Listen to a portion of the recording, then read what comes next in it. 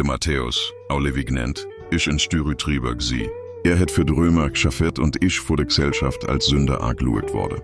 Mitten in seiner Arbeit ist der Jesus schon und hat einfach gesagt, schon mit mir. Der Ruf hätte richtig von Matthäus im Leben geändert. Ohne zu zögern hätte Matthäus alles hinter sich klar. Hat sich entschieden, Jesus nach zu gehen, trotz Stigma vor seiner Vergangenheit. Der Matthäus hätte Jesus in sein Haus eingeladen. Für den Jesus sind Liebe und Wiederherstellung wichtiger GSI als das Urteil. Als Jünger hätte Matthäus gelehrt, dass der Ruf vor Gott nicht vor unserer Vergangenheit abhängt, sondern vom Herz, wo parat ist, sich zu verändern. Der Matthäus hat das Evangelium geschrieben, wo bestätigt, dass der Jesus der versprochene Messias ist. Das Leben ist es geschriebenes Zeugnis wurde. Vom eine verachtete Mann ist der Matthäus zum Werkzeug vor Gott verwandelt worden, zum Segen für viele. Die Geschichte von Matthäus lehrt euch, dass Gott nicht wartet, bis wir sauber sind, zum euch zu rufen. Ruft euch, damit mir sauber werdet. Was fällt dir hüt schwer loszulassen zum Gott vor Ganzen?